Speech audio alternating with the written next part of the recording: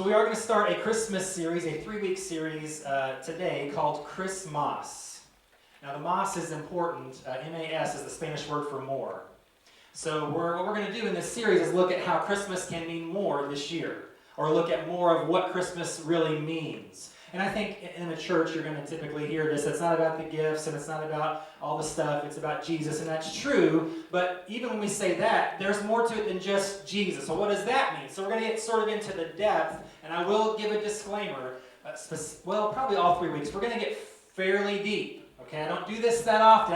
I don't know if I've ever gotten as deep as we're going to get today. Just a heads up. What? So put your thinking caps on. Get your notepad out. We're going to list several pretty deep theological terms. And again, I don't normally go there, but I found this resource. This will just show you how much of a nerd I am. So I like reading a lot. And so one of the books I got for fun, the book was called The Incarnation of Christ.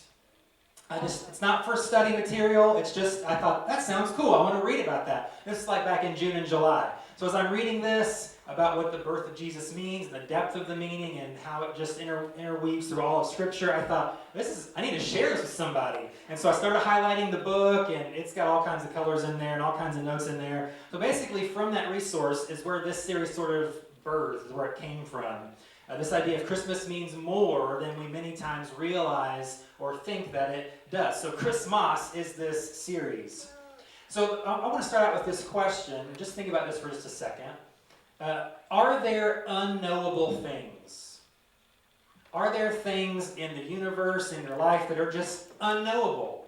They're just above your realm of knowledge. You will never be able to study enough or know enough or learn enough or get enough. You will never discover enough to really know the true nature of certain things.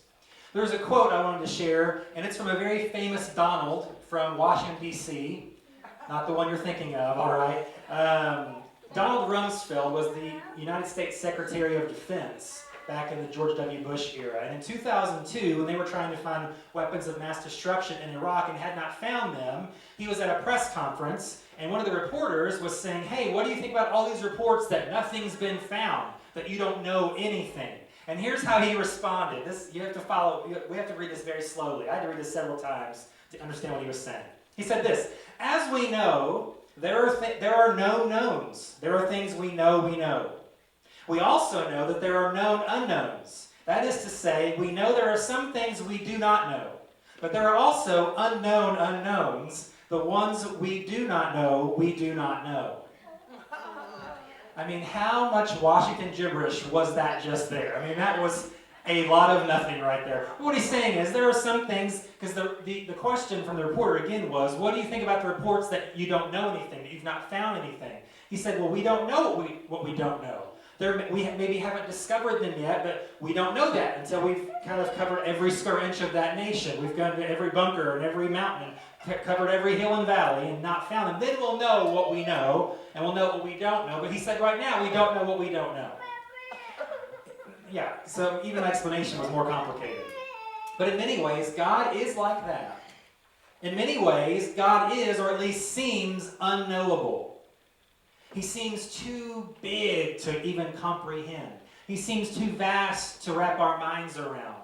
And even if you can sort of kind of know him a little bit, he just seems very unrelatable at the very least. And there's a lot of reasons for that. And that's really a main reason a lot of people reject faith.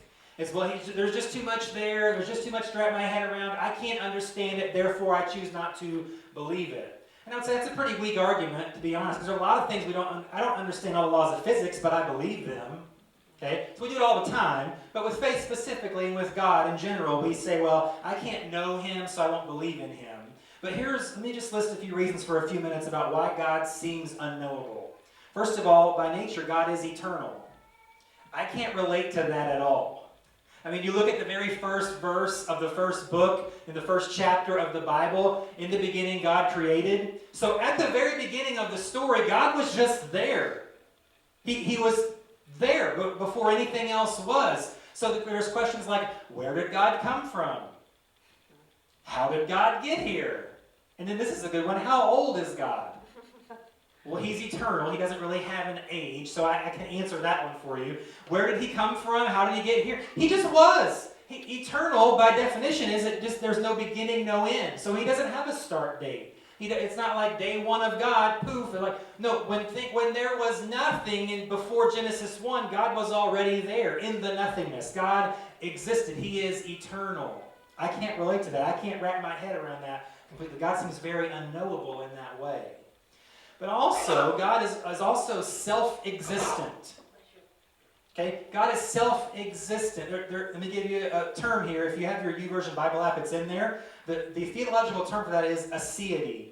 A-S-E-I-T-Y. Aseity. God is just self-existent. He needs nothing and no one to exist. He just exists on his own. And that's kind of how we're introduced to God in Exodus 3. Moses is in the wilderness, and he sees this burning bush, and he approaches it, and this booming voice speaks to him and calls his name, Moses. And he realizes through this conversation, it's God. They have this conversation, and God commissions Moses to lead his people out of Egyptian bondage. And so Moses tries to make excuses about why he can't and why he shouldn't and why he may not do this. And one of them is, well, what's your name? If I tell them God spoke to me, who do I tell them? And God reveals himself to Moses by saying, I am that I am. That's pretty mystical sounding, but it's this aseity, it's this self-existent nature of God. He is, I just am. I just exist. Not because I was born, not because someone created me. I don't have a start date, I don't have an end date. I just exist. That's who I am. That's who you should tell them is sending you. And as confusing as that sounds, that makes God seemingly unknowable, his self-existent nature. And I came across this week, this idea. It is impossible for God not to exist. Just think about that for a second.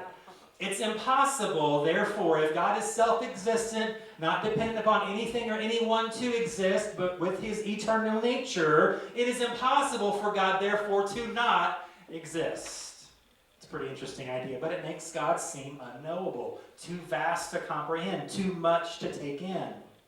And then we talk about this idea of the glory of God. It makes God seem very unknowable, the glory of God. So when Israel escapes Egyptian bondage, they kind of camp out at this mountain where they think that God lives at the top of this mountain. And they think that because they look up there and it looks like the top of the mountain is just always on fire. And in Exodus 19, it describes the scene like thunder and lightning and smoke coming down from the mountain, and it's kind of a scary thing. And through Moses, God even tells his people, don't touch the mountain or you'll be stoned to death. That's like, even before the law was made, that was really the first law of God. Don't touch the mountain where I live, because it's a sacred sort of place. You can't handle it. It makes God seem very unknowable. But Moses, being the guy that he was, later on in Exodus 33, he says this to God. He says, God, show me your glory. Like, I hear about it and I sense it in certain ways. Show me your glory. And God's response to Moses is interesting, and again, making God seem unknowable. He says, no man can see God and live. He's saying, Moses, I would love to, but it would kill you, so for your own sake, I'm not going to do what you're asking. He says, no one can look into the face of God and live. You will die because of the vastness and the greatness of my glory. So God does he kind of throws Moses a bone because he's kind of, his guy. He says, here's what I'll do. He says, come up here on this part of the mountain into the cleft of the rock, and my glory will pass by you.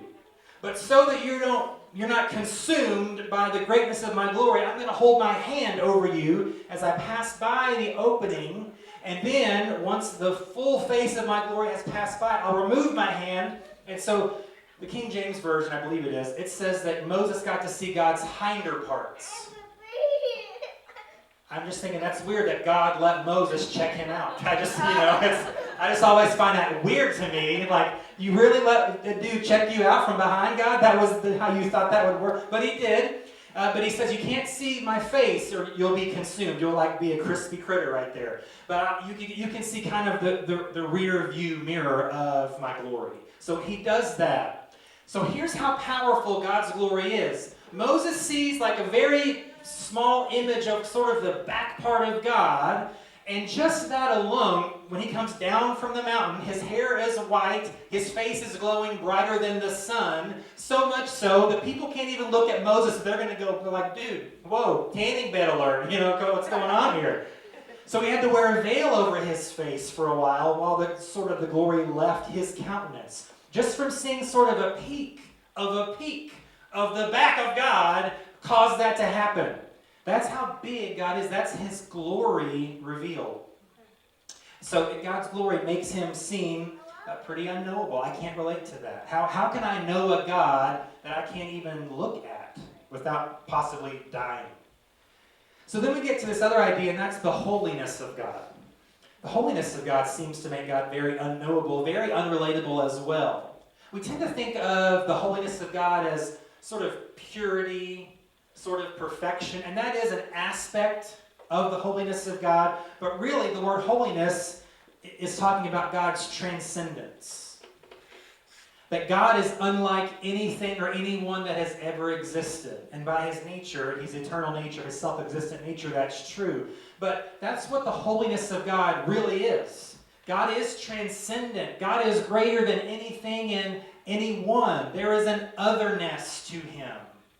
There is an uncommonness to him. Nothing can even come close to equaling him. That's what the holiness of God really is. And similar to this encounter with Moses, later on when God institutes how he's to be worshipped, because he is holy, he puts restrictions on what that looks like. He puts parameters because he knows, okay, if they try to get too close, it's not good for them. And holiness also is, I will say that for later. Never mind, I'm getting ahead of myself. Anyway, I do that sometimes. So he puts restrictions here, so much so that when they build the tabernacle, there's a little room in the very back that's only used one day a year by one person for just a few minutes, and it's called the Holy of Holies. So the way it's, and even when the temple's built, there are sections where only certain members of the community are allowed to enter. And so there's parts of the tabernacle only certain priests can go in, but the Holy of Holies, this small little room, is where God's glory comes down one day, one time a year, and only one person, the high priest, can enter on that day. If anyone else tries to enter that room, they are struck dead. That's part of the law of the tabernacle. And even if another priest, other than the high priest, tries to enter that room, they're dead. Okay? That's the holiness of God. That's his otherness, his sort of transcendence in creation. Even if the high priest goes in and he hasn't cleansed himself with certain ceremonial washings, and it's a long list, it's a long process, they have to really get ready for this, they're struck dead. There's even sort of it's not in scripture, but sort of Jewish legend tells us that on this day, the high priest, just to be safe, in case he's not clean, he would have sort of this rope with some bells on it around one of his ankles or his legs or his waist. And if God decides on that Day of Atonement, the one day he's allowed in there, that he's not clean enough for the holiness of God and he's struck dead, they use the rope to pull him out. Because if anybody goes in after him, they're just going to add to the body count, okay? Again, it's not in Scripture specifically, but it is part of sort of the Jewish tradition of what this is. So God's holiness, again, is pretty unrelatable. I can't relate to a being like that. And again, how can I really thoroughly, personally know a being like that? How is that possible? He seems at such a distance. There's so much about him that seems unknowable. But what God does with his holiness is he gives this command. He says, be holy as I am holy. It's at least 7 times that's in the law. Leviticus and a couple times in Deuteronomy.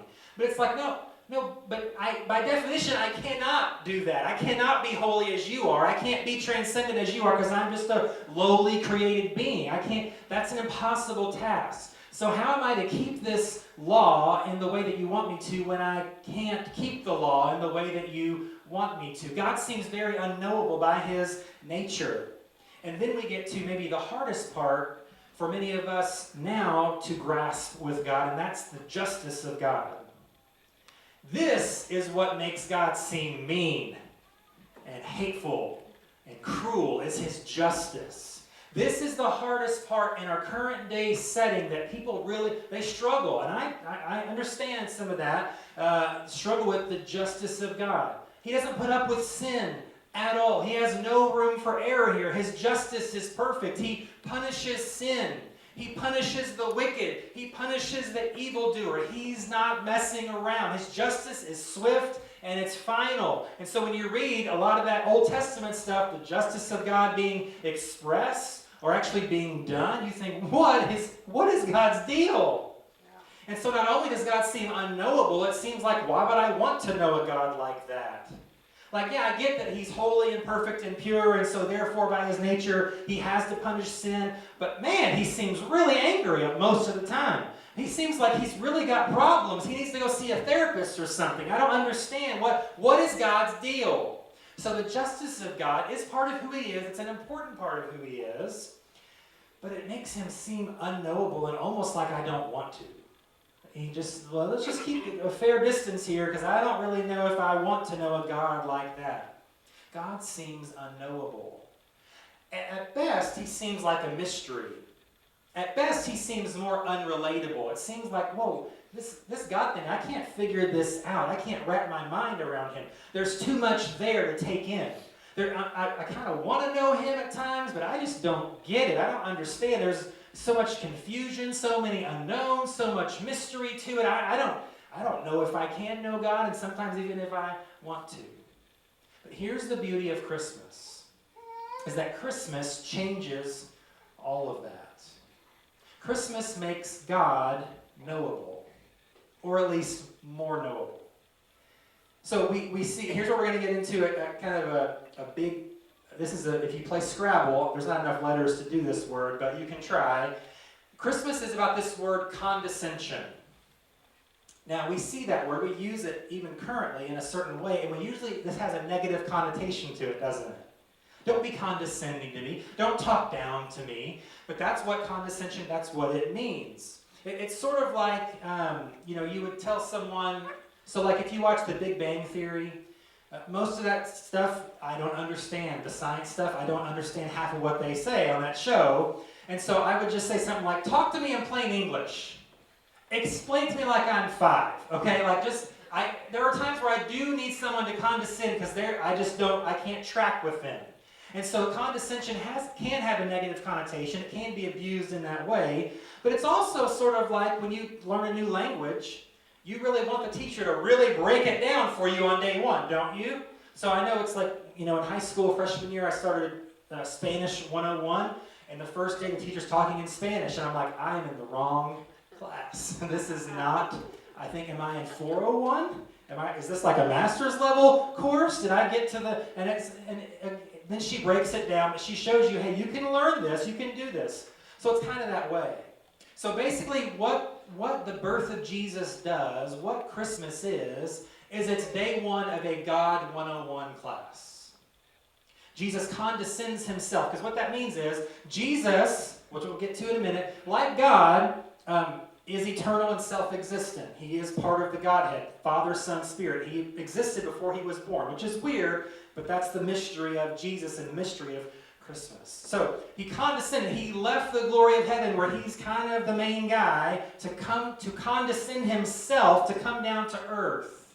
It's the day that God put on skin is what Christmas really is. It's God in flesh. He makes God knowable through his birth, his life, and his death and resurrection, leading up to what will be Easter.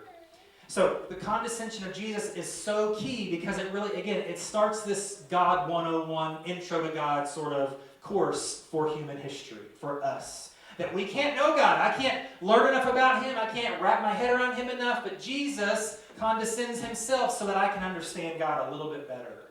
So I can know him a little bit better. Now, again, I will say there are certain aspects of Jesus that do sound a lot like God that we've already talked about. And that's by design. So John chapter 1, verse 1, it sounds a lot like Genesis 1, doesn't it? It says this, in the beginning, that's how the whole book starts, right? That's how Genesis starts. In the beginning was the Word. John is describing Jesus. It says, and the Word was with God, and the Word was God. He is, from John's point in the outset, his whole gospel, his theme is, hey, Jesus is God. Boom, verse 1. I'm telling you my thesis right off the bat, and the rest of my book is going to tell you, explain to you how this is true.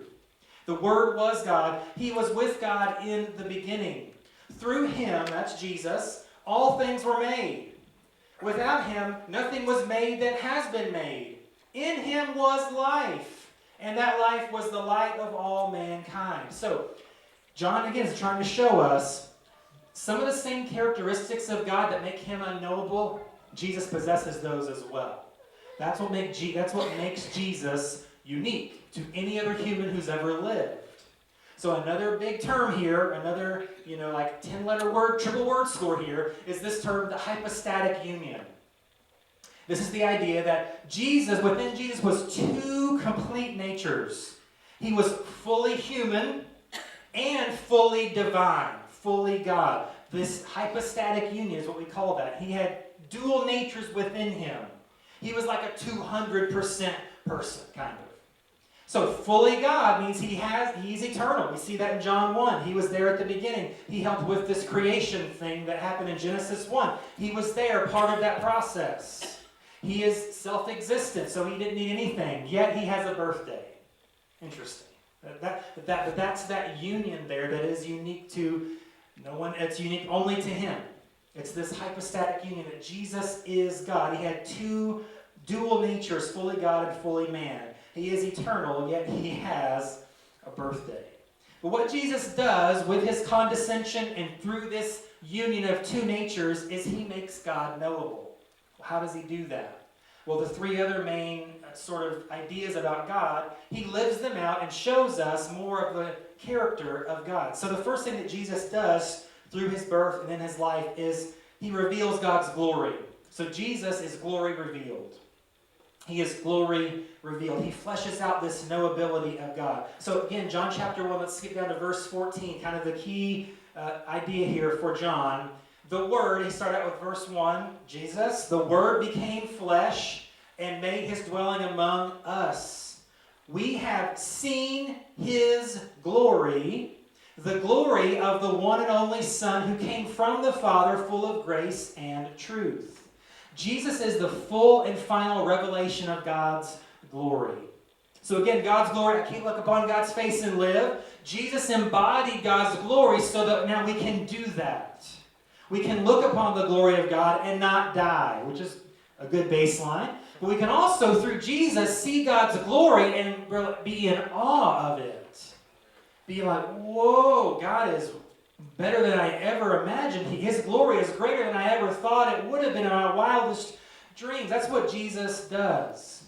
And it's this idea, another theological term, here we go again, of what we call progressive revelation. Where at the beginning, God sort of reveals a bit of who he is. He gives us kind of a little sneak peek here. And then as time goes on, he reveals more about who he is. And then later on reveals a little bit more about who he is and what his plan for the world is. And then Jesus now is the full and final revelation. There is nothing else that God needs to say or explain about himself because Jesus does it. That's the key. That's the beauty of the life of Jesus. And what starts with his birth at Christmas is that he's the full and final revelation of God. God has now completely explained himself as best as he ever will, because he sent his Son, God with skin on, to be the final puzzle piece to figure out God. He is glory revealed. Jesus also, he does this. He does the impossible. Because he makes it possible for us to see God. Again, Exodus 33, no one can see God and live. But here's what Jesus says in John 14, verse 7. He's talking to his disciples. They're having a conversation. He's telling them in chapter 14, hey, what's about to happen, I'm not going to be here forever. I'm going to be crucified, and I'm going to be gone from the earth. And they're trying to struggle with this, but here's what he says. He says, if you really know me, you will know my Father as well. From now on, you do know him and have seen him. And then, one of his disciples, I think it's Philip, says, well, then show us the Father. And I'm sure Jesus is like, Philip, I just explained this to you. But so he says it again. I think it's verse 9 or verse 10. He says, if you've seen me, you've seen the Father.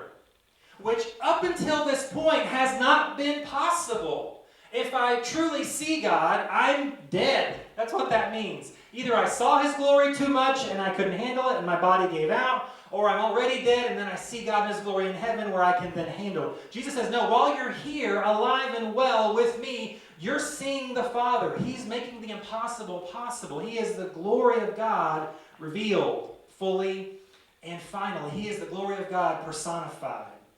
The second thing that God, or that Jesus does, that the birth of Jesus does, is it reveals more about God's holiness.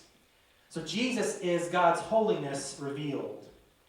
Again, like God, Jesus is transcendent. He is uncommon. But he gives us a clearer view of what the holiness of God really is. Because before, we saw God is transcendent. He's great. So he made these laws for us to follow in his way. But the laws seem difficult, if not impossible, and that's what they equate holiness to. Holiness then becomes about obeying the law, following the rules, being pure, both inwardly and outwardly. That's what holiness became to them, but Jesus reveals what holiness really is. And Paul in 2 Corinthians 5:21 explains it to us in this way. He said, God made him, that's Jesus, God made him who had no sin to be sin for us, so that in him we might become the righteousness of God, or the holiness of God. There's three things from here I want to talk about just really quickly about how Jesus reveals true holiness. First, we see here from this verse, Jesus lived a life of purity and perfection. So, for all the people in the crowds that are going to say, well, he's not holy, he'd be able to say, well, then show me where I've disobeyed a law, ever. So for the religious crowd, for the skeptics, for the doubters who are, holiness is about keeping the law. It's about keeping the law. It's about purity and perfection. Jesus crossed that T and dotted that I, really for them in one way. To say, hey, no, I am fully keeping the law. The other way in which that's important, though, is that with the Old Testament sacrificial system, one of the requirements when you bring an offering, an animal to be sacrificed for your sin, the scripture says it's got to be spotless, pure, without spot, wrinkle, blemish. It's got to be the purest animal that you own for this sacrifice of sin. Jesus does that. So his sinlessness is important, because without it, his sacrifice doesn't really mean anything. When you equate it to the Old Testament covenant law, he had to be a spotless lamb. He had to be a sinless sacrifice in order for it to mean something for our sin. Because I'm sinful, if I gave my life for someone's sin, it wouldn't matter. Because I'm a sinful, imperfect sacrifice. So Jesus, for the doubters, and then for those he was dying for, had to be perfect. He lived a life of purity and perfection. He was holy in that way. The other thing that Jesus did with holiness is he showed what I call the true transfer of holiness. Because when you look at the Old Testament law, there's a lot of them. A lot of them are cleanliness laws. What you're going to see here is a transfer of holiness. If I am clean, I've kept the law, but I do certain things or touch certain things that are not clean. So for instance, a dead body is considered unclean. So if I right now am pure and holy before God, but I touch a corpse, that uncleanness has now come to me. I am now unclean. I am now unholy. And there are all sorts of other things in which that is true. But what Jesus does is he turns that on its head to show us what holiness really is. Because here's what Jesus did that drove religious people nuts. Is he claims to be holy and pure. He claims to be from God, but yet he touches lepers to heal them. A leper is unclean. So much so, they have to have their own colony so they don't make other people unclean. If you get too close to someone with leprosy, you're now unclean. And it might spread to you. So you have to go outside the camp for so many days and wash yourself for so many ways, so many times. But Jesus shows us, no. You think that if I touch something that's unclean, now I'm unclean. But here's what Jesus does. He says, if I, who am holy, touch what is unclean, I make it clean. That's where the miracles of Jesus are so powerful. He's touching blind people. He's touching the lame. He touches a woman that had a bleeding issue. That is very unclean. He can't do that. But he did over and over and over. And what he showed is, I'm not becoming unclean by what I touch, but what I'm touching through holiness then becomes clean. And that messed with so many people's mind. It messed with so many of their preconceived thoughts about what holiness really is. But he's like, no, I'm kind of bigger than that. So Jesus sets up the scene for what's going to happen after him, where, hey, this message is not just for this group of ethnic Jews. It's for the entire world. And so then in Acts chapter 10, Peter has a vision on a roof of this huge blanket full of unclean animals, unclean food. And in this vision, God says, kill and eat. And Peter, thinking of holiness in the traditional way, says, no, I can't. These are unclean animals. There's like a pig and other shellfish and things like I can't touch those or I'll be unclean. And God says, what I have said is clean. Kill and eat. And then he does that because then he follows that up with, hey, there's a non-Jew named Cornelius who is curious about Jesus. I want you, Peter, like the leader of the Jewish people, okay, like the one head honcho, I want you to go talk to this unclean Gentile, go into his home, eat his food with his family, and tell him about Jesus. And Peter struggles with that. That's why God gives him this vision. He's saying, hey, this thing is bigger than that. Holiness is not just about outward cleanliness. It's not just for a certain group of people, but God wants this to be revealed. He did it through Jesus. And really the most important thing that Jesus did in revealing God's holiness through his life and through his death is he showed us that we truly cannot be holy. And that was the point of the law. That's what Paul says in Romans. The point of the law is to show you your sinfulness. The point of these 613 plus laws from the Old Testament are to show you you cannot be holy on your own.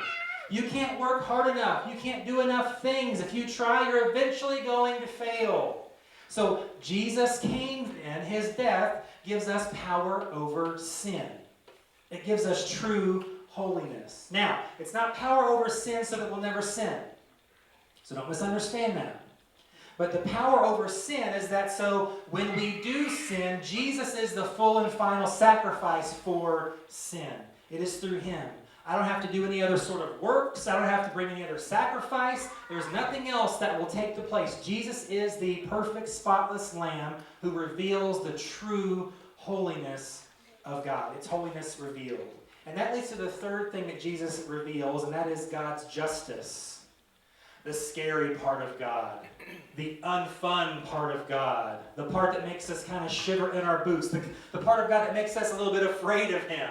God's justice, his punishment of wicked and the people that do wicked. The justice of God was revealed through Jesus. And we see that in Isaiah 53.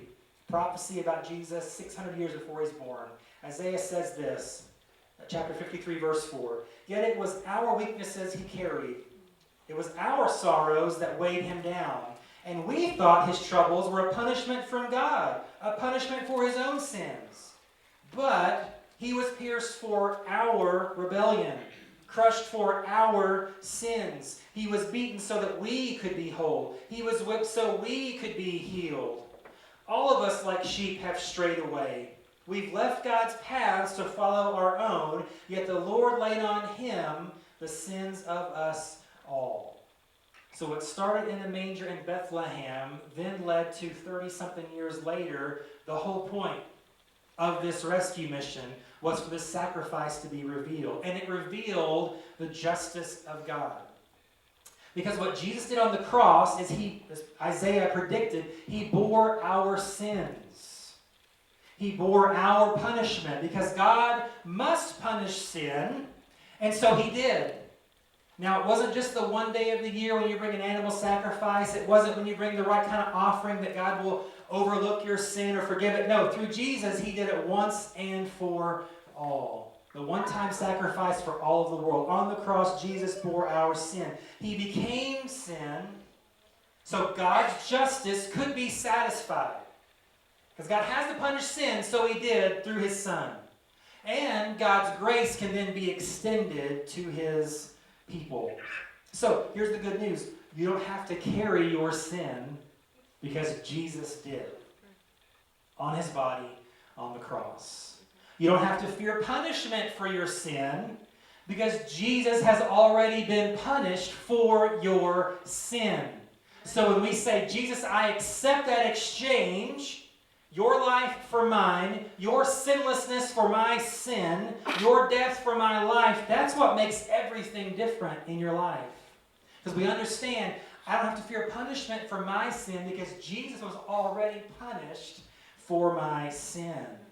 You don't have to die in your sin because Jesus already did that too. He became sin. The one who knew no sin, the one who was perfectly holy, perfectly pure, became everything bad about you and me on the cross. He paid the penalty. God must punish sin, yes, but he's already done it. He's already punished sin. He doesn't have to do it again and again and again. Now, we repent of our sin, yes, but that's a reaffirmation of what we've already affirmed through the death of Jesus, that I accept that sacrifice. And so Jesus has already done it. That's good news this Christmas. Amen. The fact that God seemed unknowable for so long, and for so many that are apart from him, he seems unknowable, but through Christmas it started this process of knowing God more. The knowability of God is possible, and it's through Jesus. He reveals the things that are confusing about God, he lives out so we can understand them. The things that seem too great to understand, Jesus explains it through his existence. And Christmas starts that for our lives and for all those around us. That's what Christmas is, ChristMAS, more knowledge about God.